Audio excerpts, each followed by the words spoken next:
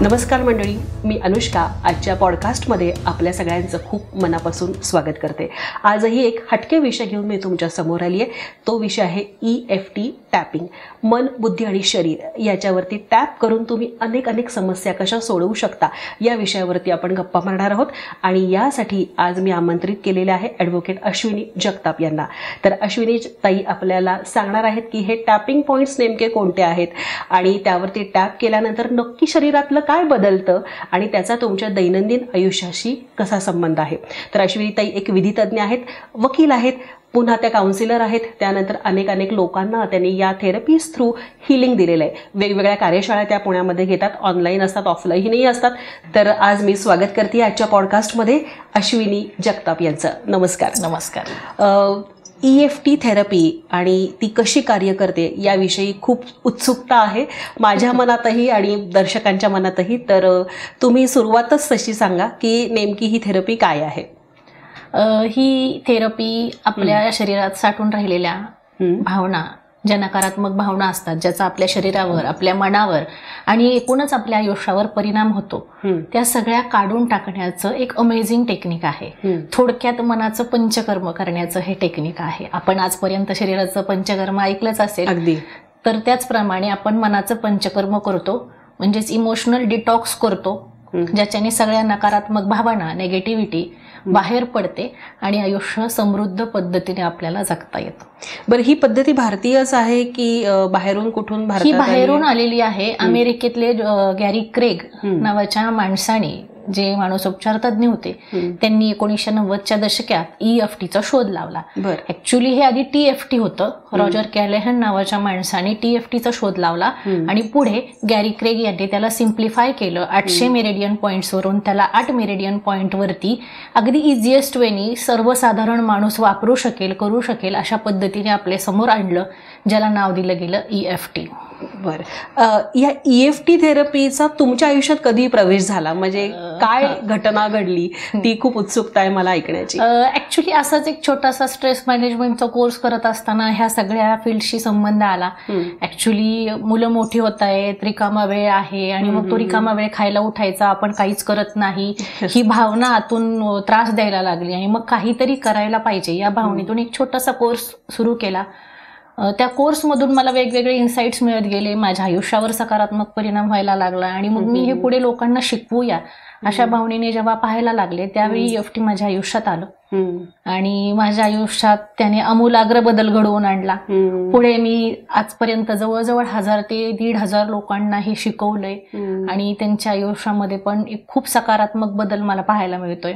नक्कीच अश्विनी ताई, पण त्याच्या मागे स्टोरी आहे, ती लोकांना ऐकवा नक्की, म्हणजे जेणेकरून ते क्लिक होईल जास्ती. नक्की.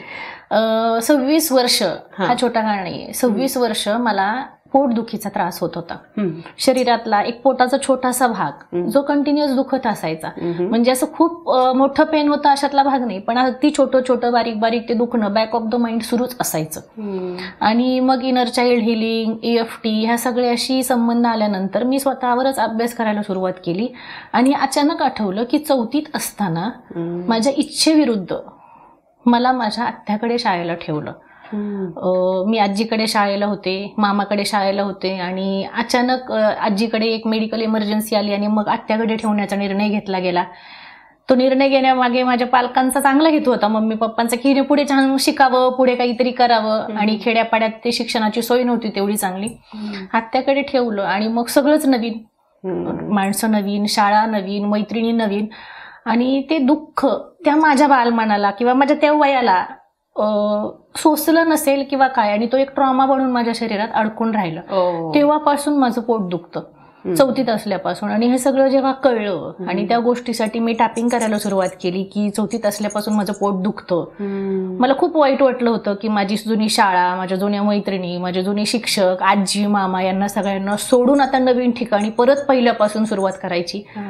आणि आफ्टर 3 राऊंड्स ऑफ टॅपिंग ते पेन रिलीज झालं. ग्रेट. म्हणजे काहीतरी सुटलं आणि मला हलकं वाटायला लागलं आज ह्या गोष्टीला जवळजवळ 6 महिने होत आले.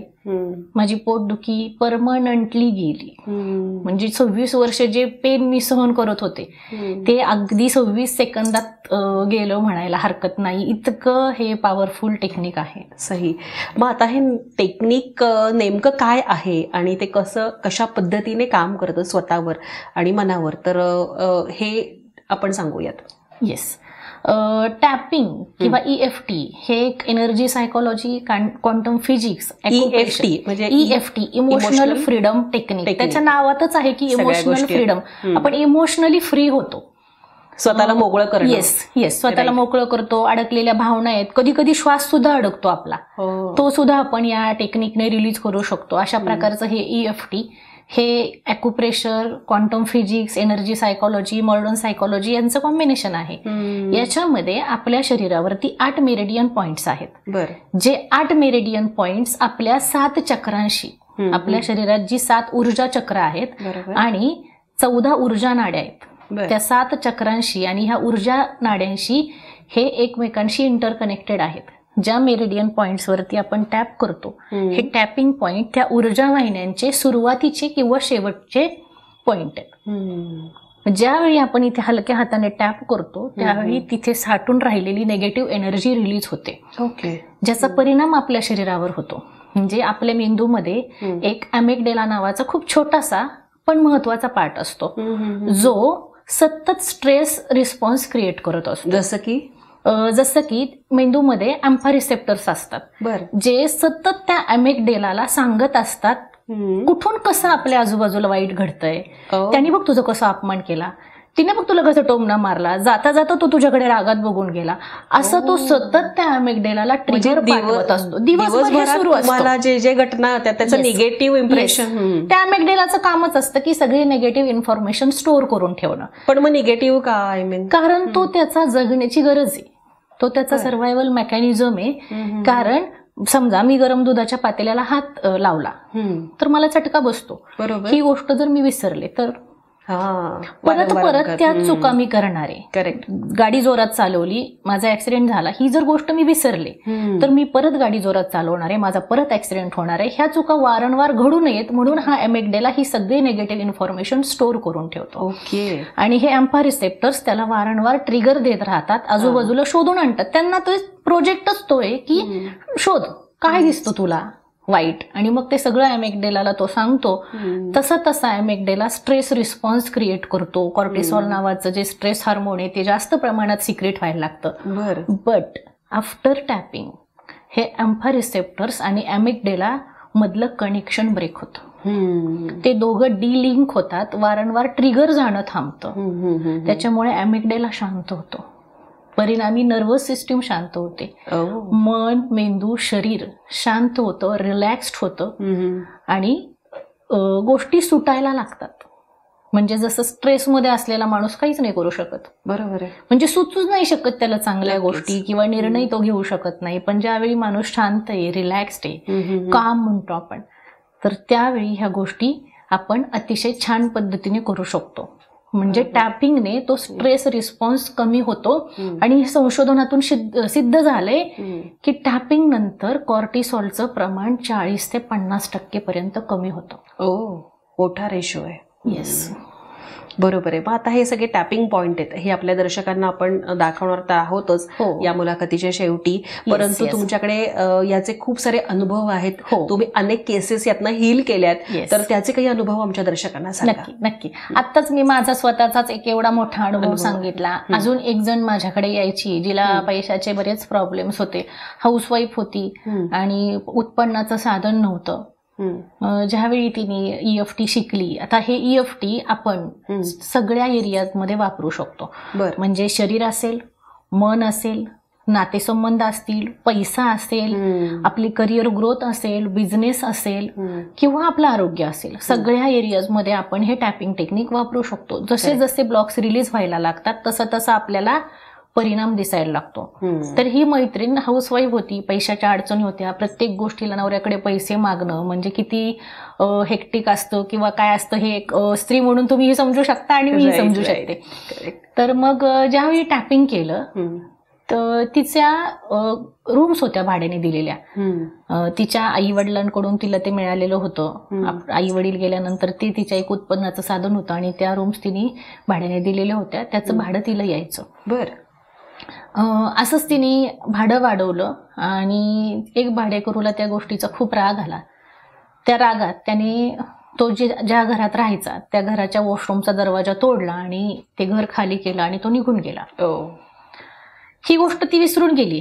तिने ती दरवाजा नीट केला, तिथे नवीन भाडेकरू राहायला आलं, तिचं सगळं व्यवस्थित सुरू होतं. हे सगळं शिकल्यानंतर जसे जसे पैशाचे ब्लॉक रिलीज व्हायला लागले, अचानक त्या सोडून गेलेल्या माणसाचा फोन आला की तो बाथरूमचा दरवाजा मी तोडला होता, सॉरी माझं चुकलं, मी रागात त्या दिवशी दरवाजा तोडला, पण साधारण किती खर्च आला तो दरवाजा नीट करायला. आणि ती पटकन सांगून गेली काय नाही 2800 रुपये खर्च आला. आणि तिने फोन ठेवून दिला. विदिन अ मिनिट तिच्या अकाउंटला त्यांनी 2800 रुपये ट्रान्सफर केले, जी गोष्ट 4 वर्षापूर्वी घडून गेली होती. म्हणजे जसा तो पैशाचा ब्लॉक रिलीज झाला तसे पैसे यायला सुरुवात झाली. मग कुठेतरी अडकलेले आहेत, कोणाला तरी दिलेले आहेत किंवा आपल्याकडूनच दिले जात नाहीत, अशा ठिकाणी देखील टॅपिंग काम करतं. म्हणजे दर्शकांना आपण सांगूया की टॅपिंग हे पैशावरती काम करतं, टॅपिंग तुमच्या हेल्थवरती काम करतं, टॅपिंग तुमच्या इमोशन्सवर काम करतं, टॅपिंग तुमच्या रिलेशनशिपवर काम करतं. इतक्या सगळ्या गोष्टी तुम्ही फक्त टॅपिंगनी हील करू शकता.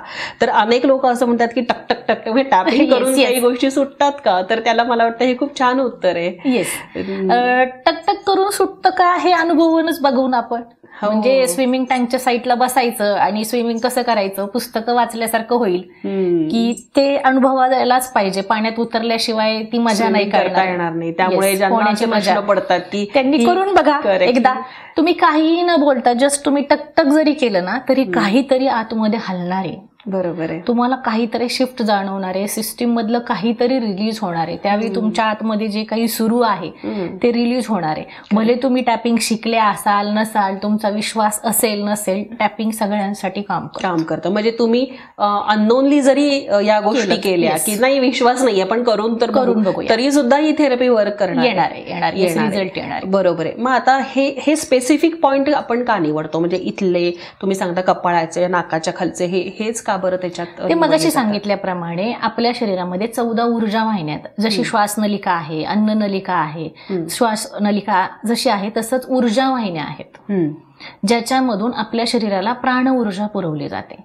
तर हे सगळे 8 मेरिडियन पॉइंट्स ह्या ऊर्जा वाहिन्यांचे स्टार्टिंग पॉइंट आहेत किंवा एंडिंग पॉइंट आहेत. बरोबर. ज्यावेळी आपण तिथे टॅप करतो त्यावेळी त्या ऊर्जा वाहिन्यांमध्ये जे इमोशनल ब्लॉक्स असतात ते रिलीज होतात. म्हणजे अडकलेलं सगळं सुटायला मदत होते. म्हणजे आपण समजा ज्यूस पितोय आणि स्ट्रॉ मध्ये काहीतरी अडकलं तर आपण ते फुंकर मारून किंवा वेगळा स्ट्रॉ घेऊन काहीतरी करतो की ज्यूस पिता येईल.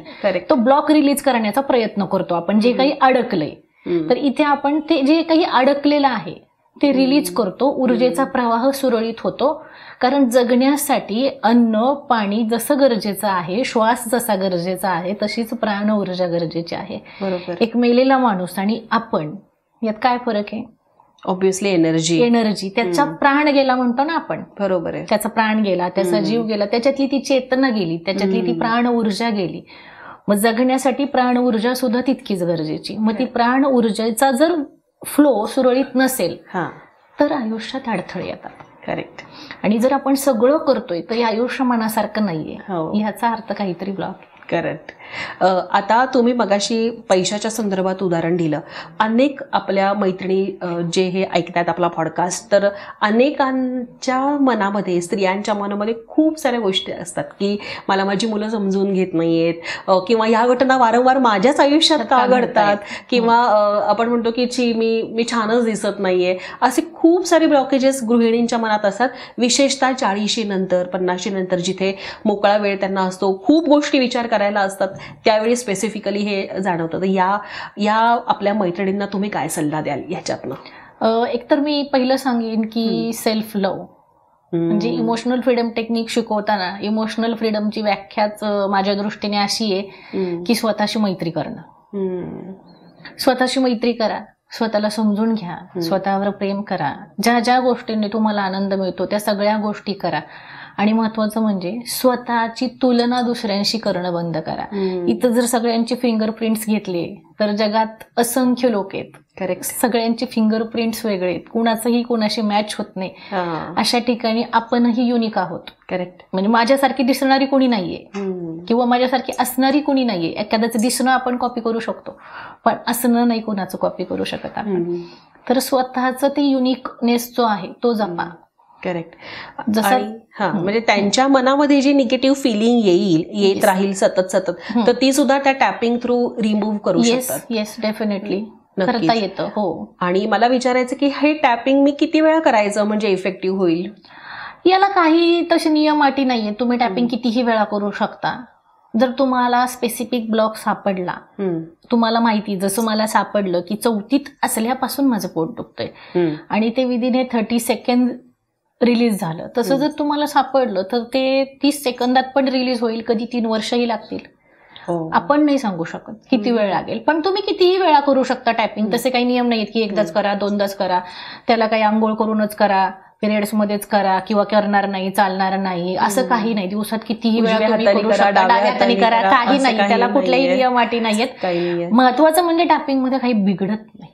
बरोबर आहे. हा तर फायदाच होतो. पण मला विचारायचं की टॅपिंग करताना काय थॉट प्रोसेस असली पाहिजे आपली? आपल्याला रिलीज करायचे आणि महत्वाचं म्हणजे क्लेन्झिंग करतोय आपण. टॅपिंग करतोय याचा अर्थ आपण क्लेन्झिंग करतोय. थोडक्यात टॅपिंगला मनाचा झाडू म्हणतात. जसं आपण रोज घर झाडतो तर आपण असं नाही करत की 4 दिवसातून एकदा मी डीप क्लिनिंग करेल. आपण रोजच्या रोज साफ करतो, तसं टॅपिंग रोजच्या रोज व्हायला पाहिजे. आणि इट्स अ क्लेन्झिंग प्रोसेस, तर त्याला थोडा वेळ पण द्यायला लागेल. आज जर आपलं वय 30-40 वर्ष आहे तर एखादं 30-40 वर्ष बंद पडलेलं घर साफ करायला साधारण जसा वेळ लागणार आहे, तसंच आपल्या मनातली जी नेगेटिव्हिटी साठून राहिलेली इन्स्टंट ती लगेच जाणार नाही. त्याला थोडासा वेळ द्यावा लागेल. मूल जन्माला यायला पण 9 महिने वाट पाहावी लागते. सो इट्स अ प्रोसेस, त्याला पण थोडासा वेळ द्यावा लागेल. जसं जसं वेळ जाईल तसं तसं ते टॅपिंग काम करत जाईल. बरोबर आहे. काही गोष्टी चुटकीसरशी सुटतात, काही गोष्टींना वेळ लागतो. पण त्यासाठी तुम्ही आधी स्वतःवरती काम केलं पाहिजे. आणि हे मला रिलीज करायचंय, मला क्लेन्स करायचंय. म्हणजे काहीतरी मिळवायचंय म्हणून टॅपिंग करण्यापेक्षा I have to cleanse myself, ही जेव्हा तुमची भावना असणार आहे त्यावेळी टॅपिंग जास्त चांगलं काम करणार आहे. बरोबर आहे. म्हणजे वाईल द टॅपिंग माझ्या मनामध्ये ती फिलिंग आहे की ह्या समस्येपासून किंवा ही जी माझ्या मनातला ब्लॉकेज आहे याच्यापासून मी सुटका होण्यासाठी हे टॅपिंग करते. मी I am accepting and release, या सगळ्या गोष्टी आहेत. मग याला काही प्राणायामाची जोड वगैरे आहे का? काहीच नाही. सिंपल टेक्निक आहे. सिंपल टेक्निक आहे. अगदी माझा मुलगा तर 3 वर्षाचा असल्यापासून टॅपिंग करतो. म्हणजे त्याला वयाचं पण बंधन नाहीये. तो खूप छोटा असल्यापासून मला बघून नुसतं असं करायचा. तर कोणीही करू शकतं, त्याला काही बंधन नाहीये कशाचं. आता तुम्ही विषय काढला आणि जेव्हा आपलं या पॉडकास्टच्या आधी डिस्कशन झालं होतं तेव्हा आलं होतं की एक आई सुद्धा आपल्या मुलासाठी टॅपिंग करू शकते. त्याला एक छान कन्सेप्ट आहे त्याबद्दल. त्याला सरोगेट टॅपिंग म्हणतात, जे आपण इतरांसाठी करू शकतो. बरं. म्हणजे आता समजा मुलं ऐकत नाहीयेत, अभ्यास करत नाहीयेत किंवा एका पर्टिक्युलर विषयाची मुलांना भीती आहे, गणिताची भीती वाटते, तर त्याची ती गणिताची भीती आपण रिलीज करू शकतो. कारण ऍट द एनर्जी लेवल आपण सगळे एक आहोत. दिसताना जरी मी आता वेगळे दिसत असलो तरी ऍट द एनर्जी लेवल आपण सेम आहोत. म्हणून मुलाची जी भीती आहे गणिताबद्दलची ती मी टॅपिंग करून रिलीज करू शकते. बट टॅपिंग करताना मी असं नाही म्हणायचं की मी टॅपिंग केलं आणि त्याची भीती गेलीच पाहिजे. आपण just tap it and leave it. बरोबर आहे. हे पण खूप छान आहे. आणि तुम्ही पुष्कळदा युनिव्हर्ससाठी सुद्धा टॅपिंग करता, तर तेही मला खूप छान वाटलं, ते सांगा ना. आपण जेव्हा आजूबाजूला आपण समाजात राहतो, ज्या समाजात राहतो त्या समाजाचं देणं लागतो. मग काही वाईट प्रसंग घडतात, जसं की आता काश्मीरमध्ये हल्ला झाला किंवा मध्ये बेंगलोरमध्ये जी जंगलतोड झाली, तर त्याच्यामध्ये बऱ्याच लोकांना इजा होते, हाकणाक जीव जातात. आता काश्मीरचा हल्ला घेतला तर ती नुकतीच विवाहित नववधू, अजून हातावरची मेहंदी गेली नाहीये, चुडा उतरला नाहीये, त्यावेळी तिच्या मांडीवर तिच्या नवऱ्याचं प्रेत आहे. म्हणजे ही अवस्था खूप दुःखदायक आहे. तर मग ते सगळं हील करण्यासाठी त्या ज्या समाजात आपण राहतो त्याचं देणं लागतो. तर त्या दृष्टीने आपण गिव्हिंग म्हणून किंवा ती जी घटना आहे, तो जो प्रसंग आहे, तो हील करण्यासाठी आपण टॅपिंग करतो. आणि हे बऱ्याचदा आम्ही ग्रुपनी करतो. ज्यावेळी हे ग्रुपनी केलं जातं त्यावेळी ते जास्त इफेक्टिव्ह होतं. बरोबर आहे. तुमच्याकडे खूप मस्त मस्त उदाहरणं आहेत जेणेकरून हे टॅपिंग काय आहे आणि ते कसं वर्क करतं याचं लोकांना पटू शकतं. तर एक उदाहरण मगाशी तुम्ही स्वतःचं सांगितलं, एक तुमच्या मैत्रिणीचं सांगितलं, आणखी एखादं उदाहरण आहे का? मी एक सांगितलं पैशाचं, एक सांगितलं हेल्थचं, आता एक रिलेशनशिपचं सांगितलं की एक मुलगी यायची माझ्याकडे 8-9 वर्ष साधारण लग्न जमत होते तिचं, पण लग्न जमत नव्हतं कारण तिच्या 2-3 मैत्रिणींचा डिवोर्स झाला होता. त्यांचे नवरे त्यांना कसा त्रास द्यायचे, घरचे सासरचे कसे त्रास द्यायचे याबद्दल तिचं सतत त्या मैत्रिणींशी डिस्कशन व्हायचं. आणि त्यातून असं लक्षात आलं ज्यावेळी मी तिला टॅपिंग शिकवायला लागले, मी तिला विचारलं मुलांबद्दल तुला काय वाटतं, तर ती म्हटली मला खूप राग येतो मुलांचा. ऍक्च्युली मुलाशीच लग्न करायचे आणि मुलाचाच इतका राग येतो तर कसं मॅनिफेस्ट करणार ना ती लग्न. बरोबर. आणि मग तिला विचारलं का राग येतो, तर तिने सांगितलं काही नाही, माझ्या 1-2 मैत्रिणींच्या बाबतीत खूप वाईट घडलं, त्यांना खूप वाईट अनुभव आले, त्या मुलांनी फसवलं, सासरच्यांनी प्रचंड त्रास दिला आणि मग मला आता भीती वाटते की मी पण फसवली जाईल का, किंवा मला पण असंच माझ्या बाबतीत पण असंच घडेल का. ज्यावेळी आम्ही हा विषय घेऊन टॅपिंग करायला सुरुवात केली 3 महिन्यांमध्ये तिचं लग्न ठरलं. नोव्हेंबर महिन्यात तिचं लग्न आहे. फार छान वाटतं असे जेव्हा अनुभव येतात की 9 वर्ष जी गोष्ट घडली नाही हा योगायोग नक्कीच नाहीये. नक्कीच नक्कीच. जर घडायचंच असतं तर आधीच घडलं असतं. बरोबर. आपण असं दावा पण नाही करत की टॅपिंगनेच झालं, पण काहीतरी हल्लं, तिच्या मनातली ती मुलांबद्दलची भीती, मुलांवरचा तो राग रिलीज झाला आणि म्हणजे ती ओपन झाली, ब्लॉकेजेस रिलीज झाल्यामुळे तिचं मन ओपन झालं आणि म्हणजे त्या सकारात्मक त्या गोष्टीकडे ती सकारात्मकतेने बघायला लागली. तिने लिटरली ड्रीम पार्टनर तिचा मॅनिफेस्ट केला, जसं तिच्या मनात होता अगदी तसाच नवरा तिने मॅनिफेस्ट केला. येस, हे खूप छान वाटलं मला. पण म्हणजे याच्यासाठी 1-on-1 काउन्सिलिंग मला वाटतं जास्ती गरजेचं आहे.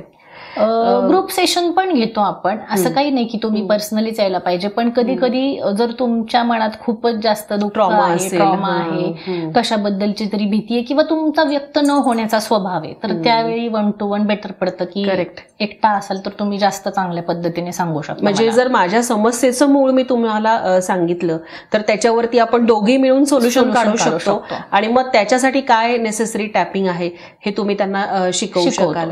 आणि हे सगळं एका प्रशिक्षण वर्गामध्ये म्हणजे तुम्ही जे सेमिनार्स घेता किंवा 1-on-1 सेशन घेता त्यामध्ये तुम्ही शिकवता. बरोबर आहे. तुमचे खूप सारे सेशन्स आहेत तर त्याबद्दल खूप सारे पॉडकास्ट होऊ शकतात. परंतु मला तुमच्या याच्यातनं व्हिजन बोर्डचा एक सेशन आहे, त्याच्यानंतर मला सगळ्यात आवडलाय तो पैशाचं झाड. अगदी मी सिक्रेट ओपन करा म्हणत नाही, पण एक छोटंसं काहीतरी सांगा आमच्या दर्शकांना. पैशाचं झाड मध्ये आपण लिटरली एक पैशाचं झाड लावायला शिकवतो आणि पैशाबद्दलच्या तुमच्या धारणा ज्या काही आहेत त्या बदलायला शिकवतो. करेक्ट. त्याच्यासाठी तुम्ही माझ्याशी जेव्हा आपण बोलत होतो तेव्हा तुम्ही खूप छान सांगितलं की लोकांच्या मनात पैशाच्या भावना कशा दडलेल्या असतात, तर ते अगदी सांगा ना तुम्ही. हो, पैशाबद्दल माणूस काय विचार करतो, आपलं कंडिशनिंग प्रोग्रामिंग तसं आहे. लहानपणापासून आपण पैसा वाईट आहे, पैशाने भाऊभावाचा वैरी होतो, पैसा आला की लोकांना माज येतो, पैसे आले की आरोग्य बिघडतो, पैसे आले की व्यसनं लागतात, अशा प्रकारची वाक्य किंवा अशा प्रकारचे प्रसंग बघतच आपण मोठे झालोय. तर आपलं ते कंडिशनिंग आहे. मग ह्या ज्या लिमिटिंग बिलीफ्स आहेत आपल्या किंवा ह्या नकारात्मक धारणा आहेत तर ह्या बदलता येतात टॅपिंगने. जसं जसं आपण टॅपिंग करतो आपण पैशाच्या झाडमध्ये पण ह्या धारणा कशा बदलता येईल याच्यावरती आपण काम करतो.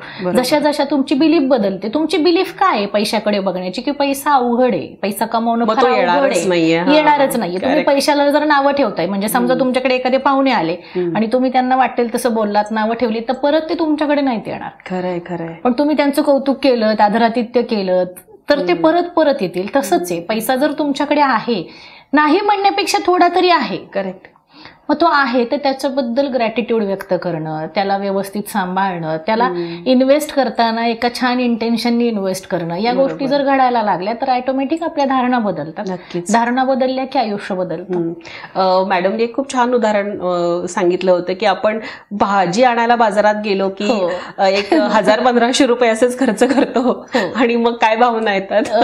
आता नॉर्मली जेव्हा बायकांना बघते मी भाजी घेताना, की इव्हन मी सुद्धा हे सगळं शिकायच्या आधी, किंवा 500 रुपये गेले आणि पिशवीच्या बुडालाच भाजी आली, 2-4च भाज्या आल्या, त्याऐवजी 500 रुपयात मला काय काय मिळालं. बरोबर आहे. माझ्या मुलांच्या आवडीच्या भाज्या मिळाल्या, ह्या भाज्या खाऊन माझ्या मुलांचं आरोग्य चांगलं होणार आहे, ह्यात जी मी फळं आणली त्याने माझ्या मुलांना पोषक तत्व मिळणार आहेत, मला मिळणार आहेत, एक हेल्दी लाईफस्टाईल आम्ही जगतोय याच्यामुळे. आणि महत्वाचं म्हणजे ही भाजी विकत घेण्या इतके पैसे माझ्याकडे आहेत. खूप मोठी ग्रॅटिट्यूडची भावना आहे की आय हॅव टू ग्रेटफुल की एवढे पैसे आहेत माझ्याकडे की पिशवी भरून भाजी मी घेऊ शकते किंवा 500 रुपये मी जाऊन भाजीसाठी खर्च करू शकते. आज 5 रुपये खर्चून भाजी आणायची ऐपत नाहीये काही लोकांची. अशा ठिकाणी जर मी 500 रुपये खर्चून भाजी आणू शकते तर खूप श्रीमंत आहे. करेक्ट. आणि मग हा थॉट आहे, हा जो तुम्ही मनाला फीड केला तर मग पैशाने पैसा जोडला जाईल, अजून तुमच्या आयुष्यामध्ये सगळ्या परत येत राहील. अगदी छान. आणि अशा प्रकारचे वेगवेगळे वर्कशॉप्स अश्विनीताई घेत असते. आणि ती कुठले कुठले वर्कशॉप्स घेते याची डिस्क्रिप्शन बॉक्समध्ये मी तिचा व्हॉट्सअप नंबर देणार आहे. सो तुम्ही तिच्याशी व्हॉट्सअप करून या वेगवेगळ्या सेमिनारसाठी नोंदणी करू शकता. अश्विनीताई, आता मला खूप उत्सुकता आहे, आपल्या प्रेक्षकांना एक डेमो दाखवायचा आहे. तर आधी तुम्ही माझ्याकडून कुठला डेमो करून घेणार? आता एक करूया आपण टॅपिंग खरंच कसं काम करतं हे तुम्हाला इन्स्टंट लक्षात येईल अशी एक गोष्ट करूया आपण. आपले प्रेक्षक आपल्यासोबत करू शकतात. नक्कीच. तुम्ही आणि मी सोबत करू. आणि काय करायचंय, टॅपिंग तर करायचंच आहे, पण जर अजूनही तुम्ही चॅनलला सबस्क्राईब केलं नसेल तर सबस्क्राईबचं बटन सुद्धा दाबायचंय आणि मग आमच्याबरोबर टॅपिंग करायचंय. सो सुरू करूया. आणि टॅपिंग केल्यानंतर कसं वाटलं तेही नक्की कॉमेंट्समध्ये सांगा. तुम्हाला हे अनुभव सुद्धा अश्विनीताईला शेअर करायचे. येस. आता मी तुम्हाला एक छोटासा डेमो करून दाखवते. माझ्यासोबतच करणार आहात तुम्ही. करेक्ट. त्याआधी एक खोल श्वास घ्या.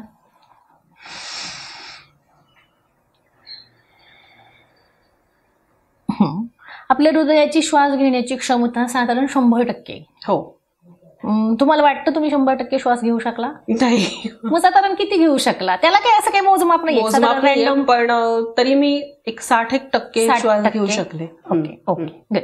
आता आपण टॅपिंग करूया. टॅपिंग केल्यानंतर तुम्ही किती श्वास घेऊ शकता हे तुम्हालाच लक्षात येईल आणि तुम्हीच सांगाल की टॅपिंग नंतर किती फरक पडला. चालेल, करूया. आता आपण टॅपिंग करणार आहोत. हा जो पॉइंट आहे, हा मांसल भाग जो आहे करंगळीच्या आणि मनगटाच्या मधला, त्याला कराटे चॉप पॉइंट म्हणतात. आपण इथे टॅप करतो. असं केलं चालतं, असं केलं चालतं, असं केलं तरी चालतं. म्हणजे डाव्या हाताने उजव्या हातावर, उजव्या हाताने डाव्या हातावर कसंही चालतं. इथे आपण टॅप करत करत एक स्टेटमेंट म्हणणार आहे. बरं.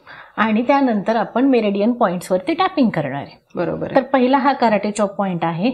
पहिला मेरिडियन पॉइंट आहे जिथून आपला ॲब्रो स्टार्ट होतात. बरोबर. तिथे आपण असं टॅप करणार आहे किंवा असं टॅप केलं तरी चालतं. त्याच्यानंतर साधारण चष्म्याच्या कांड्या जिथं येतात तो आहे दुसरा पॉइंट. तिसरा पॉइंट आहे डोळ्यांच्या खाली. चौथा पॉइंट आहे नाकाखाली. पाचवा हनुवटीवरती. सहावा कॉलर बोन. सातवा अंडरआर्म आणि आठवा आपल्या टाळूवरती. बरोबर. Top of the head. तर या सिक्वेन्सने आपण टॅपिंग करणार आहोत. चालेल. फार काही मोठं रॉकेट सायन्स नाहीये. एखादं पॉइंट मिस झाला, फार काही आभाळ कोसळणार नाहीये. तुम्ही फक्त मला बघून माझ्या मागे टॅपिंग करा. रिझल्ट डेफिनेटली तुम्ही अनुभवणार आहात. चला. येस, करूया. येस. माझ्या मागे हे म्हणायचंय, पुटपुटायचंय, किमान तुम्हाला ऐकू येईल एवढ्या आवाजात. मी आता एक खोल श्वास घेतला. श्वास घेतल्यावर माझ्या असं लक्षात आलं की माझ्या श्वास घेण्याची हृदयाची क्षमता 100% असतानाही मी 100% श्वास घेऊ शकले नाही. श्वास घेण्यात काहीतरी अडथळा असावा. जरी असं असलं तरी मी स्वतःला स्वीकारते आणि श्वास घेण्यातला हा अडथळा रिलीज होऊ देते. आपण परत एकदम म्हणणार आहे. इथेच आहे. मी आता माझ्या हृदयाच्या आत डोकावलं. एक दीर्घ श्वास घेण्याचा प्रयत्न केला. पण माझ्या असं लक्षात आलं की माझ्या हृदयाची श्वास घेण्याची क्षमता 100% असताना देखील मी तेवढा श्वास घेऊ शकले नाही. माझ्या श्वास घेण्यात काहीतरी अडथळा असावा. जरी असं असलं तरी मी स्वतःला स्वीकारते आणि हा श्वास घेण्यातला अडथळा रिलीज होऊ देते. आता आपण रिलीज ते 3 राऊंड करणार आहे. करेक्ट. हे शॉर्ट टॅपिंग म्हणतात याला. ओके. रिलीज